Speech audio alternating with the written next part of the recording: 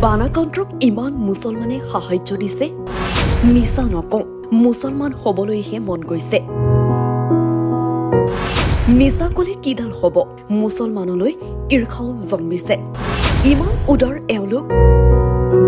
সামাজিক মাধ্যমত এটা ভাইৰেল পোষ্ট জটিল হৈ পৰিছে শেহতীয়া বান পৰিস্থিতি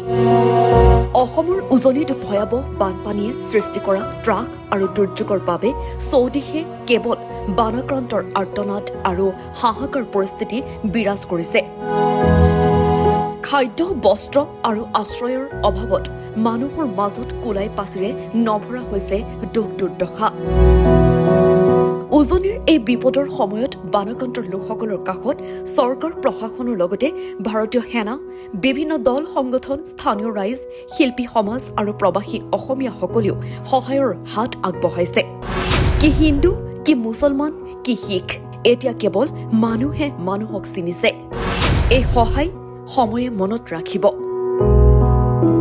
বৰ্তমান ভয়াৱহ বানপানীৰ বিপৰ্যয়ত জাতি ধৰ্ম বৰ্ণ নিৰ্বিশেষে মানৱতাৰ পৰিচয় দি বিভিন্ন ব্যক্তি আৰু সংগঠনেও অসহায় দুৰ্গতজনক নিস্বাৰ্থভাৱে সহায় কৰিবলৈ ওলাই আহিছে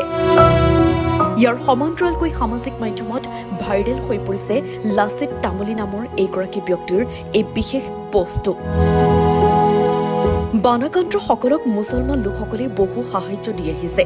যাৰ পৰিপ্ৰেক্ষিতত তেওঁ মুছলমান হোৱাৰ ইচ্ছা প্ৰকাশ কৰে মানৱতাৰ সেৱাৰ ক্ষেত্ৰত যিসকলে জাতি ধৰ্ম বৰ্ণ নিৰ্বিশেষে বানাক্ৰান্ত মানুহৰ কাষত থিয় দিছে তেওঁলোক সঁচাকৈয়ে প্ৰশংসাৰ যোগ্য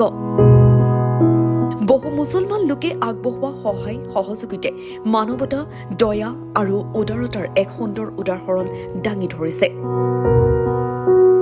নিউজ 6 ৰিপৰ্ট নেশ্যন এনি